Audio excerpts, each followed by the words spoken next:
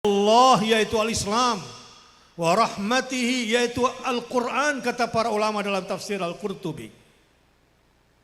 Dengan itulah harusnya kalian berbahagia. Berpeganglah selalu, tegarlah di jalan agama ini, karena Allah yang maha menghidupkan dan Allah yang maha mematikan. Dan dialah yang maha hidup selama-lamanya dan tidak akan pernah mati selama-lamanya. Bapak Ibu sekalian, tentang Indonesia, darurat mental health anak, solusinya satu di rumah itu. Walaupun ada 3 pilar yang ingin saya sampaikan. 1, tauhid. 2, tazkiyatun nafas. Yang 3, tarbiyah ijtimaiyah. Yang disebut dengan ukhuwah al-imaniyah wal islamiyah. Kalau 3 pilar pendidikan ini ditanamkan di keluarga dan ditanamkan di masyarakat dan ditanamkan di lingkungan komunitas, insya Allah anak-anak kita tidak sakit mentalnya. Tapi sayang, terbaru data terakhir ada sekitar 15,5 juta anak Indonesia terpapar mental health. Penyebab utama adalah cyber bullying. Yang terakhir kemarin bikin bom. Ya. Yang sebelumnya bunuh diri. Dan sudah ada penelitiannya. Banyak remaja Indonesia diam-diam tanpa diketahui orang tuanya, tidak diketahui oleh gurunya, pernah berpikir untuk mengakhiri hidupnya. Orang tuanya tidak tahu. Orang tuanya asyik pengajian. Tapi anaknya sempat berpikir untuk mengakhiri hidupnya. Karenanya dari Karangwungu Lor, dari Laren, ada sebuah kekuatan, ada madrasah, ada MI, ada pengajian bulanan, ada pendidikan rumah dengan 3 pilar. Kita akan jaga anak-anak kita akan menjadi anak-anak yang sehat. Anak-anak kita bahkan menjadi agen-agen kebaikan untuk saudara-saudaranya di luar sana yang sedang sakit. Bapak Ibu sekalian, ada jihad yang harus ditegakkan dari rumah. Jihad mencintakan anak kepada Allah sehingga mereka tahu tujuan hidupnya, tentang makna hidupnya, dari mana hidupnya. Ada jihad yang harus kita tanamkan. Jihad tazkiyatun nafas, mensucikan jiwa anak agar anak sampai kepada satu surga yang disegerakan di dunia ini. Al-jannatul ajilah, yang barang siapa sudah memasuki surga itu di dunia, maka dia akan memasuki surga di akhirat. Yang kata Hasan al-Basri, barang siapa yang tidak sanggup memasuki surga yang disegerakan di dunia, berat baginya untuk bisa masuk surga di akhirat. Apa surga yang disegerakan di dunia itu? Ma'rifatullah. Dia kemudian nikmat mencintai Allah sehingga berbahagia lewat ma'rifatullah, sehingga hidupnya bahagia. Kayak orang Muhammadiyah bermuraqabatullah. Obsesi hidupnya adalah rindu asyauqu biliqa'illah, rindu untuk berjumpa dengan Allah, dan prinsip hidupnya akan berpaling dari semua yang selain Allah. Ini materi-materi kunci di awal yang saya sampaikan dulu. Kalau dalam bahasa anak sekarang sebagai hook. Ini dalam public speaking ini hooknya. Jadi materinya udah selesai sebetulnya. Selebihnya tinggal hasyiah. Tinggal keterangan-keterangan dan penanaman awareness. Al-wa'i, kesadaran. Kalau perlu mudah-mudahan di ujungnya nanti ada call to action-nya. Apa tindakan yang harus kita kerjakan. Bismillah. Tentang berbahagia, happiness and well-being. Orang-orang yang berbahagia di dalam Islam, dan nanti saya bawa orang-orang yang berbahagia berislamnya bersama Muhammadiyah. Ya, saya dari awal lagi sekarang. Bahagia itu apa sih? Dan bahagia itu milik siapa? Dan di mana tempatnya bahagia?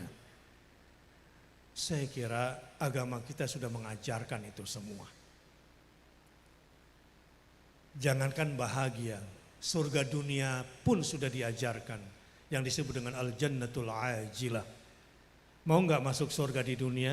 Dan kalau sudah berhasil masuk surga itu di dunia, insya Allah sudah ditetapkan menjadi member di surga di akhirat. Mau nggak? Sudah tahu apa itu surga dunia?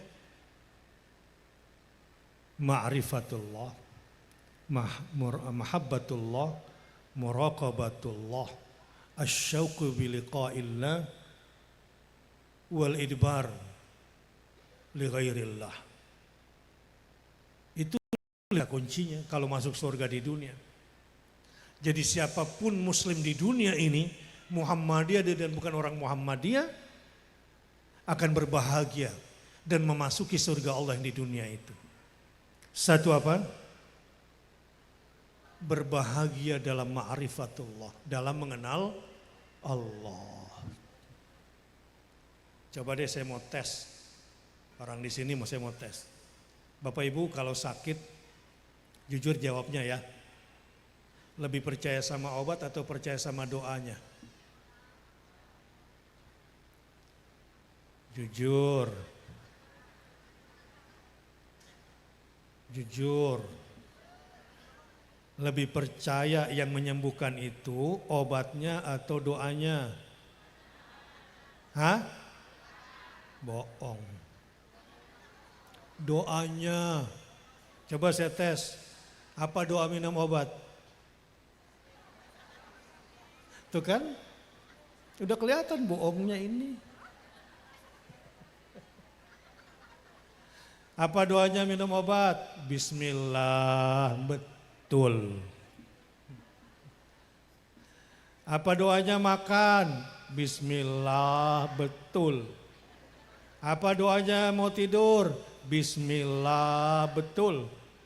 Apa doanya mau belanja? Apa doanya nawar? Apa doanya mau beli diskon? Apa doanya minum obat? Itulah makanya tidak berasa. Allazi huwa yut'imuni wa yasqini wa idza maridtu fahuwa yashfi. Ayat itu mengajarkan dialah yang memberi aku makan, dia pula yang memberi aku minum, dan jika aku sakit dialah yang menyembuhkan aku. Bismillah. Percaya sama doanya atau sama obatnya? Dua-duanya gitu ya. Tapi beratan mana? Percayanya sama obat atau sama doanya?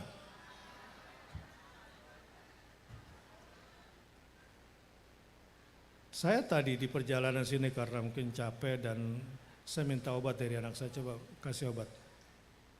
Sebelum minum obat saya bilang sama dia, kamu bukan asy-syafi. Dokter yang menjadi konsultan kesehatan menyarankan saya minum obat ini juga bukan asy-syafi. Kamu, kata Umar bin Khattab kepada Hajar Aswad, kalau bukan gara-gara Muhammad sallallahu alaihi wasallam mencium kamu, aku tidak akan mencium kamu wahai batu hitam. Karena cintaku pada Muhammad dan ittibaku kepada Muhammad. Dan karena Allah yang perintahkan dan wahyukan kepada Muhammad, Muhammad yang diutus kepada aku, itu kulakukan. Fas'alu ahla dzikr in kuntum la ta'lamun. Kalau nggak ngerti, nanyanya sama ahli ilmu atau sama ahli zikir? Hah? Ayatnya nggak begitu. Fas'alu ahla dzikr in kuntum la ta'lamun.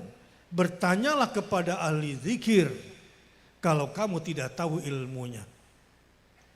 Artinya ambil ilmu dari orang yang senantiasa ingat kepada Allah. Di Muhammadiyah, kenapa NIMI ini melahirkan para profesor? Di sini, di Muhammadiyah, pendidikan dicerahkan, tidak didikotomi, tidak dipisahkan antara ilmu pengetahuan dengan zikrullah, dengan tauhid. Dan di Muhammadiyah, kenapa saya berbahagia dalam berislam bermuhammadiyah? Karena di sini antara logika dan intuisi, antara pemikiran dan keyakinan disatukan, dan itu dipraktekkan qiyaman wa qu'udan wa ala junubihim.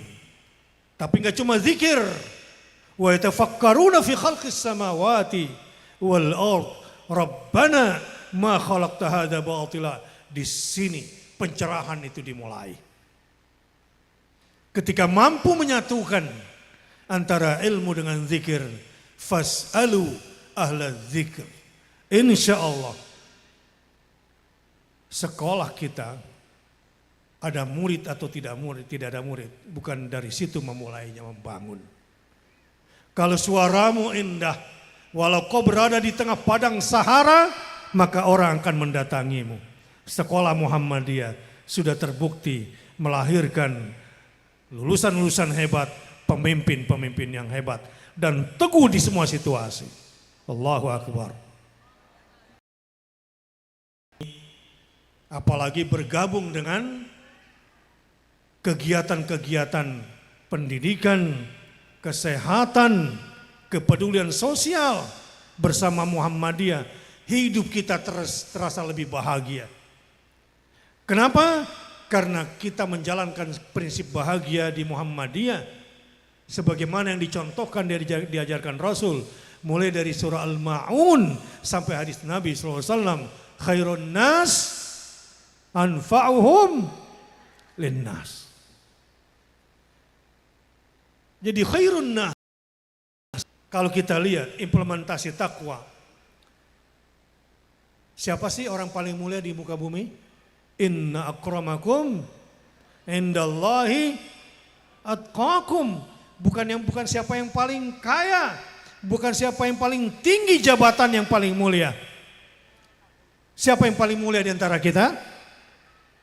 Yang paling tinggi takwanya kepada, dan pembentukan takwa di bidang sosial adalah dilihat dari manfaatnya. Alhamdulillah Muhammadiyah dengan semua ujiannya. Kita lagi diuji nih kemarin, ada korupsi tentang haji di Kementerian Agama. Memang ini sangat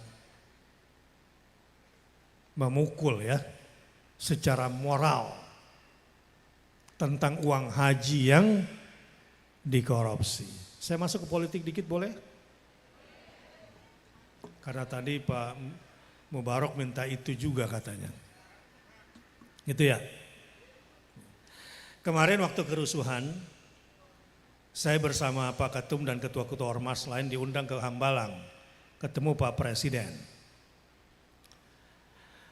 Ketika terjadi kerusuhan di Jakarta. Ketika